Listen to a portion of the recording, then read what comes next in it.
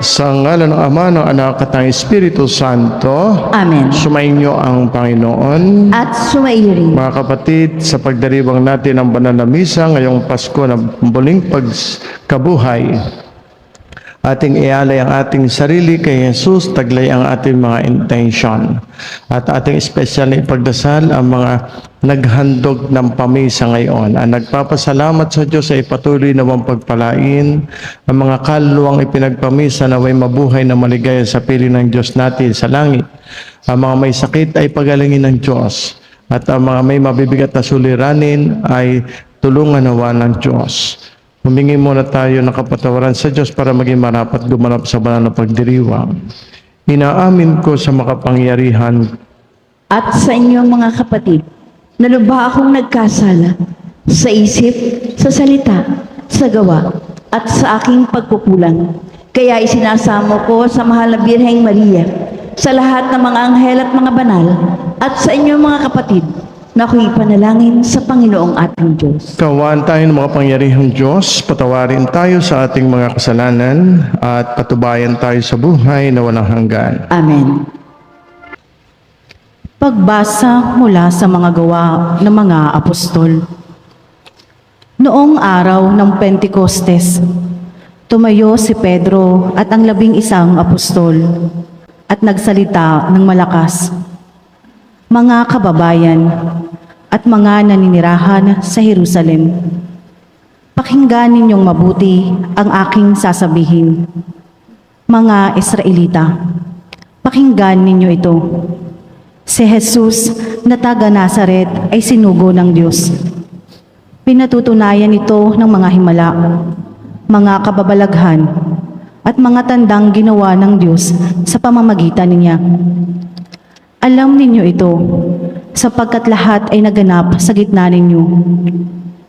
Ngunit ang taong ito na binigay sa inyo, ayon sa pasya at pagkakaalam ng Diyos sa mula't mula pa, ay ipinako ninyo at pinatayin sa mga kasalanan. Subalit siya ay muling binuhay ng Diyos at pinalaya sa kapangyarihan ng kamatayan. Hindi ito maaaring mamayani sa Kanya. Gaya ng sinabi ni David, nakita ko na laging nasa tabi ko ang Panginoon. Siya'y kasama ko, kaya't hindi ako matitigatig. Dahil dito, nagalak ang puso ko at umawid sa tuwa ang aking dila, at ang katawan ko'y nahihimlay na may pag-asa.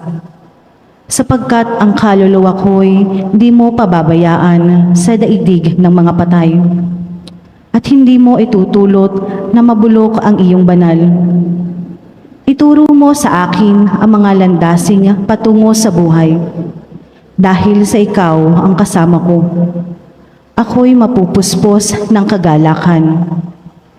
Mga kapatid, masasabi ko sa inyo ng tiyakan na ang patriarkang si David ay namatay at inilibing. Naririto ang kanyang libingan hanggang ngayon. Siya'y propeta at nalalaman niya ang pangako sa kanya ng Diyos na magiging haring tulad niya ang isa sa kanyang mga inapo. Ang muling pagkabuhay ng Mesiyas ang nakita at hinulaan ni David ng kanyang sinabi. Hindi siya pinabayaan sa daigdig ng mga patay, at hindi itulot na mabulok ay kanyang katawan. Itong si Jesus ay muling binuhay ng Diyos, at saksi kaming lahat sa bagay na ito. Nang itaas siya sa kanan ng Diyos, tinanggap niya sa kanyang Ama ang ipinangakong Espiritu Santo, at ito'y kanyang ipinagkaloob sa amin, tulad ng inyong nakikita at naririnig ngayon. Ang salita ng Diyos. Salamat sa Diyos.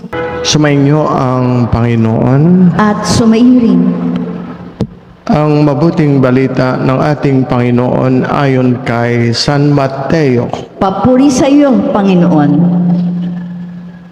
Noong panahong iyon, dali-daling umalis ang mga babae ng libingan Pinagharian sila ng magkahalong takot at galak at patakbong nagpunta sa mga alagad upang ibalita ang nangyari. Ngunit sinalubong sila ni Jesus at binati at lumapit sila. Niyakap ang kanyang paa at sinamba siya. Sinabi sa kanila ni Jesus, "Huwag kayong matakot. Humayo kayo at sabihin sa mga kapatid ko na pumunta sila sa Galilea at makikita nila ako roon."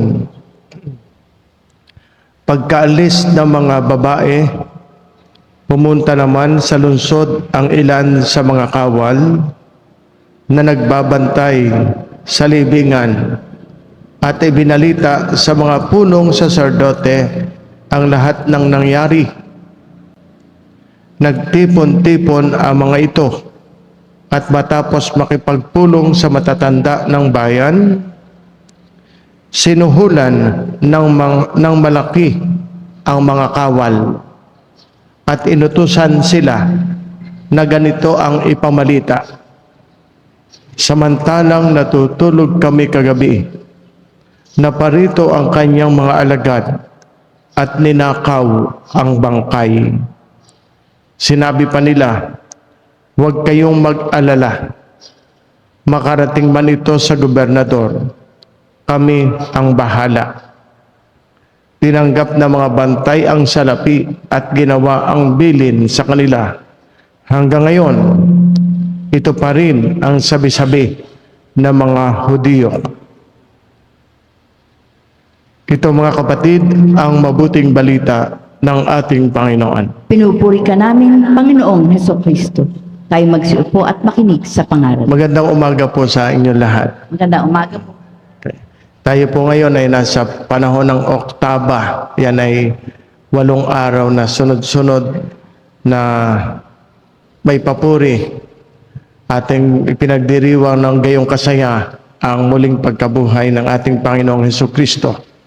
Bakit ang hindi? Ang kadiliman ng karanasan ni Jesus ay napaltanan ng kanyang muling pagkabuhay. At alam nyo ba, sa lahat ng mga himala, wala nang uuna pa sa muling pagkabuhay. Resurrection is the miracle of all miracles. Turning the night into day. Turning death into life. Talagang sinasabi dito sa kahulugan ng kanyang muling pagkabuhay, ang madilim nating karanasan, ang masasakit nating karanasan, ay po pwedeng mapaltan ng liwanag ng buhay na walang hanggan. At kapag tayo'y hindi bumitaw kay Jesus, na siyang pinagmumulan ng kaliwanagang walang hanggan, at iya'y bunga ng kanyang muling pagkabuhay. Kaya sa banal na ebanghelyong ating napakinggan, ang ganda ng istorya. Dahil nung araw ng linggo, si Jesus ay namatay nung Biyernes, ang araw na inilibing. Nung araw ng linggo, 3 araw, katulad din ang sinabi ni Jesus, siya ay muling mabubuhay sa 3 araw. Pinuntahan siya ng mga kasamahan, karamihay mga kababaihan. Pinuntahan ang kanyang libingan. Yun ang istorya. Pero nagtaka sila, bakit walang laman ang kanyang libingan? Sapagkat naganap na ang sinabi niya bago siya mamatay. Ngunit sa 3 araw, ako'y muling mabubuhay. Ay sa banal na ebanghelyo, ay nagpakita na si Jesus. Hindi lang nila napansin, hindi nila makilala na si Jesus, dahil hindi pa matanggap ng kanilang isip yung katotohanan na si Jesus ay muling nabuhay. Ay kalilibing lang namin na diyan kalilibing lang dyan bakit ito'y mabubuhay? Pero yun ay totoo, si Jesus ay muling nabuhay. Katulad na sabi ko, talaga, ang kamatayan ni Jesus ay patunay na siya'y tao. Subalit, ang kanyang muling pagkabuhay ay patunay na siya'y Diyos. Kaya totoo, si Jesus ay may dalawang nature, man and God at the same time, Diyos at tao. At ang istorya pa, nang makita nilang walang tao, nabatid na mga kawal yung nagbabantay sa libingan ni Jesus, na totoong nabuhay si Jesus. Totoong nabuhay. Sila'y nagtaka sapagkat nawala. Ang ginawa sa mga ng matatanda, nakipagpulong, sabi dito, nagtipon-tipon ang mga saserdote at ang mga matatanda ng bayan. Nakipagpulong, nagpulong-pulong. Bakit?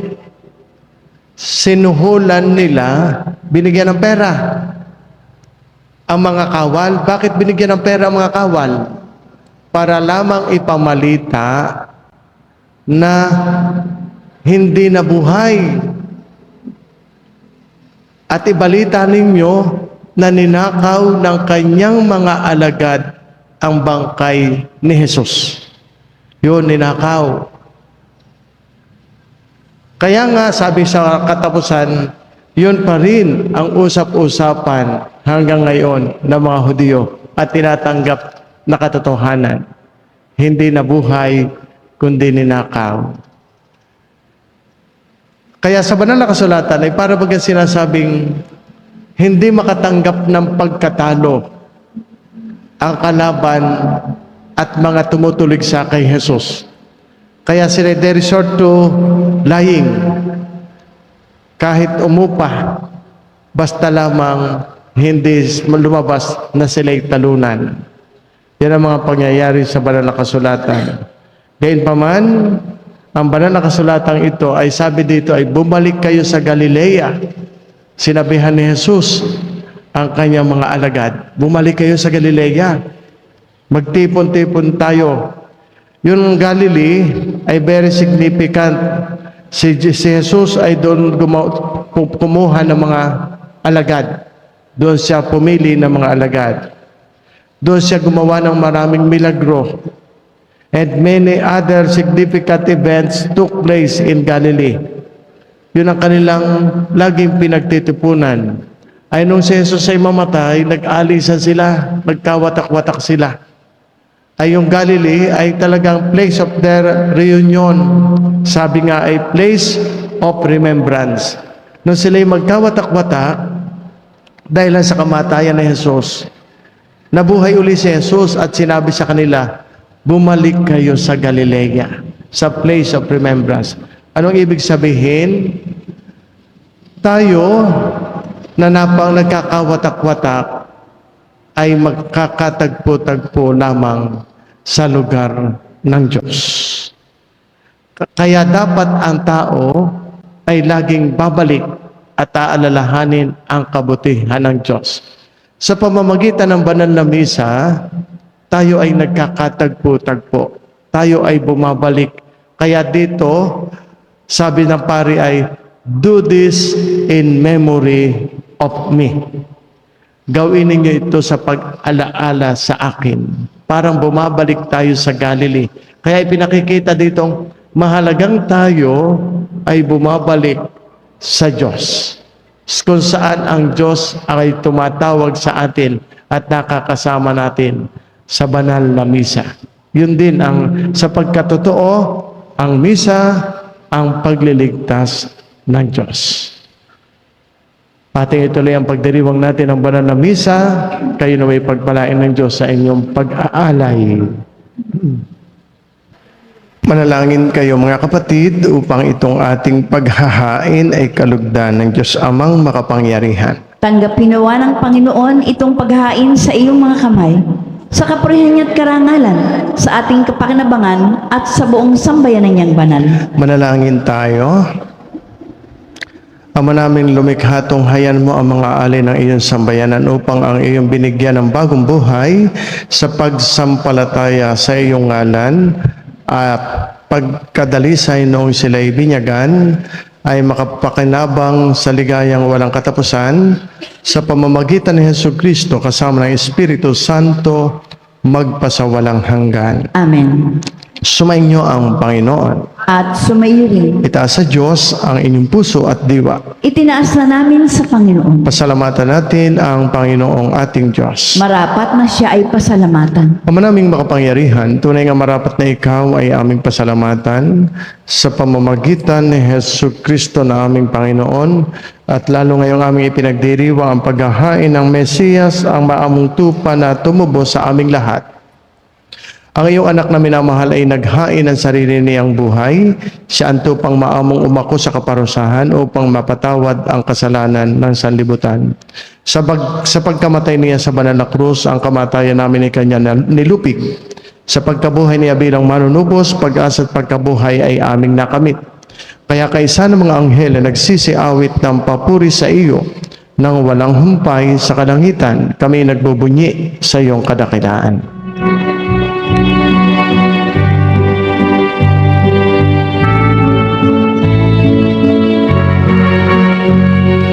Santo, Santo, Santo,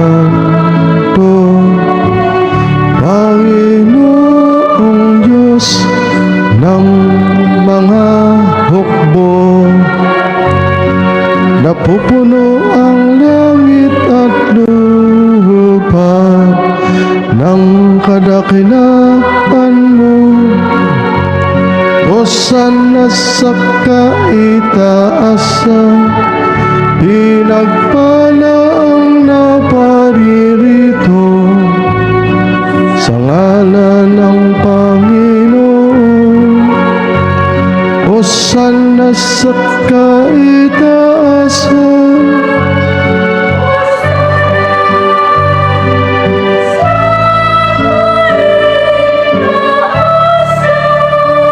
Magsilod po ang lahat. Ama naming banal, ikaw ang bukalanta ng kabanalan, kaya't sa pamamagitan ng iyong Espiritu, gawin mong banal ang mga kaloob na ito, upang para sa amin maging katawan at dugo ng aming Panginoong Hesukristo. Bago niya pinagtiis ang kusang loob na maging handog, hinawakan niya ang tinapay, pinasalamatan kaniya. Pinaghati-hati niya iyon, iniabot sa kanyang mga alagad at sinabi, tanggapin ninyong lahat ito at kanin, ito ang aking katawan ay hahandog para sa inyo.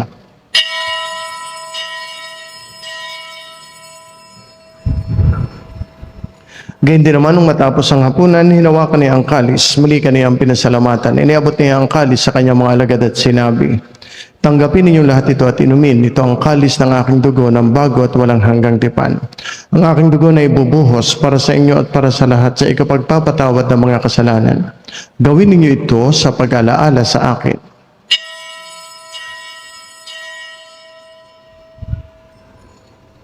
Sama-sama nating ipagbunyi ang misteryo ng ating pananampalataya. Sa krus mo at pagkabuhay, kami natubos mong tunay. Poong Jesus, naming mahal, iligtas mo kaming tanan. Ngayon at magpakailanman.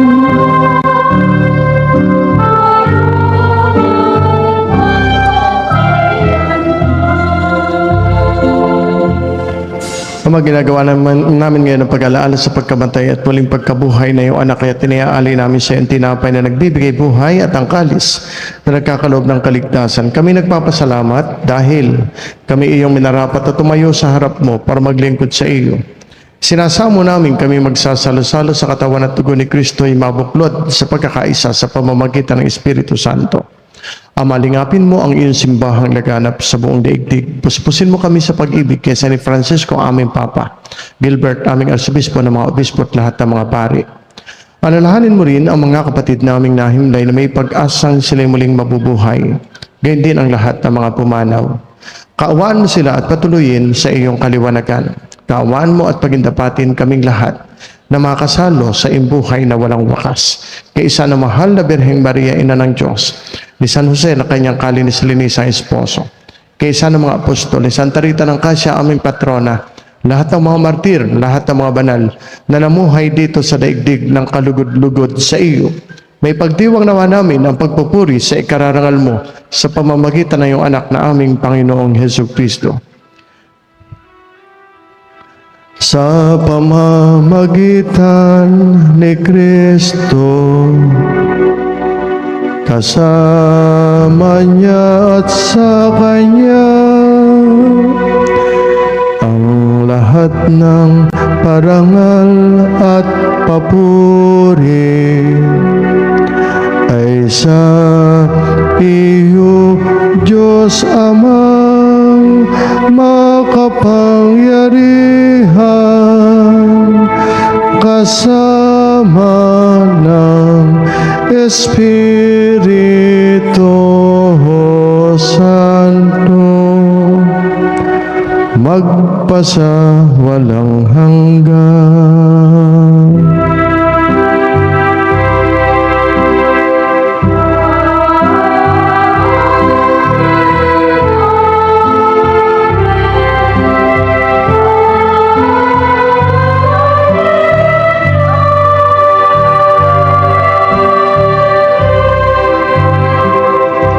Magsitayo po ang lahat.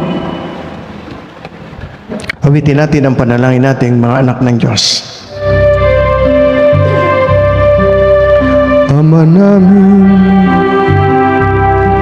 sumasalangit ka, sambahin ang ngalan mo, mapasa amin ang kaharian mo, sundin ang loob mo dito sa lupa para ng sa langit. Bigyan mo kami ngayon ng aming kakanin sa araw-araw, at patawarin mo kami sa aming mga sala para ng pagpapatawad namin. Kasala sa amin at huwag mo kaming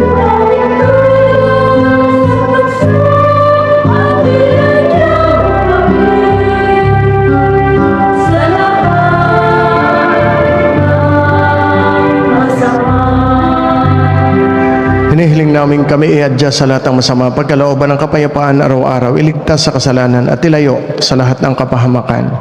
Samantalang aming pinananabikan ang dakilang araw ng pagpapahayag ng tagapagligtas naming si Hesus Kristo.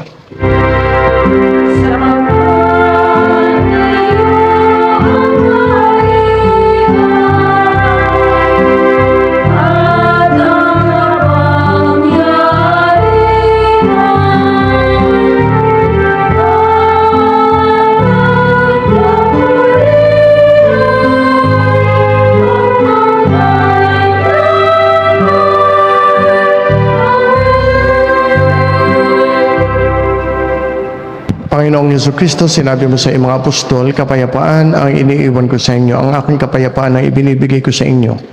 Tunghayan mo ang aming pananampalataya, huwag ang aming mga pagkakasala. Pagkalooban mo kami ng kapayapaan at pagkakaisa ayon sa iyong kalooban, kasama ng Espiritu Santo magpasawalang hanggan. Amen. Ang kapayapaan ng Panginoon ay laging sumainyo. At sumairin. Magbatian tayo, maghangad ng kapayapaan sa isa't isa. Sumainyong lahat ang kapayapaan.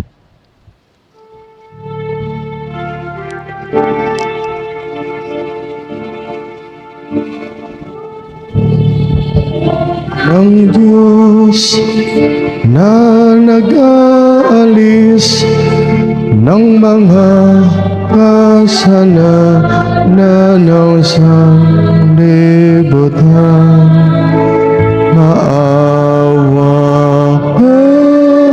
sa amin, maawa ka sa amin. Kordero ng Diyos na nag-aalis ng mga kasalanan ng sanlibutan, maawa ka sa amin, maawa ka sa amin. Kordero ng Diyos na nag-aalis ng mga kasalanan ng sanlibutan, ipagkaloob mo sa amin.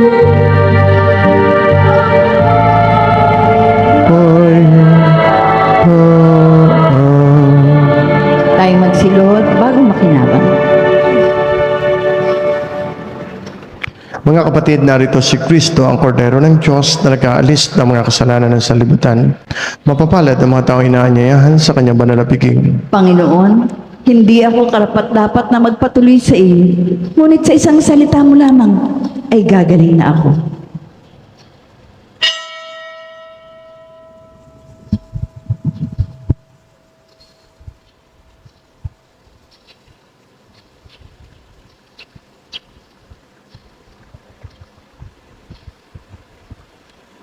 Katawan ni Kristo, Amen.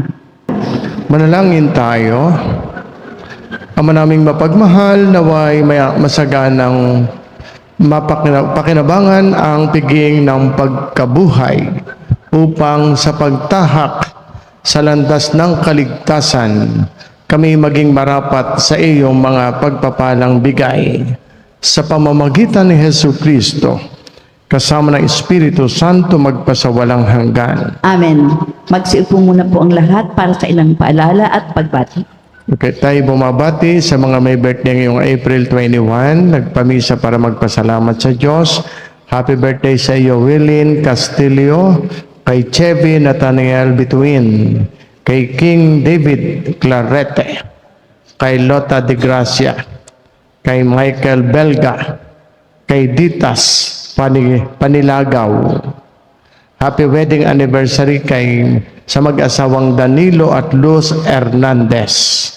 Birthday rin ng isang pari ngayon, anniversary ng isang pari ngayon. Happy anniversary, Father Manding Lubis, Paris Prisya ng Kalaka.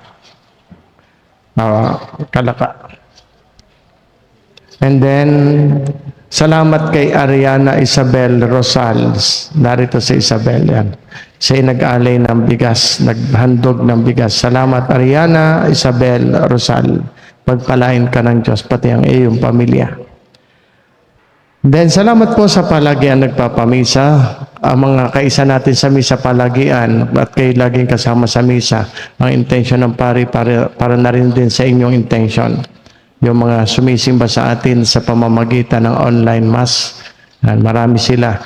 Kayo naway laging alagaan ng Diyos, pagpalain ng Diyos. Salamat po sa inyong pagpapahalaga sa pagsimba kahit online. And then, sa mga Facebook Star Sender, salamat po ng marami. Sa mga pagka-misa ay nag-offer o nagbibigay sa koleksyon, pasaganain na lalo kayo ng Diyos. Sa darating pong linggo, ang misa po natin ay alas 5:30 ng umaga ang first mass bago masusundo sa relic doon sa Pure Gold.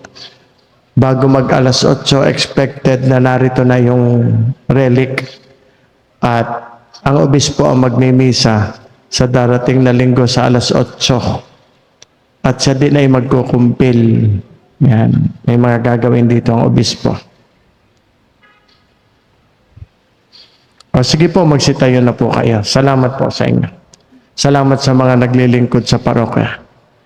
Sumainyo ang Panginoon. At sumayo rin. Pagpalain nawa kayong lahat ng makapangyarihan Diyos Ama, Anak at Espiritu Santo. Amen. Tapos na ang pagdiriwang natin ng banal na misa. Humayo kayong mapayapa. Alleluia, alleluia. Salamat sa Diyos.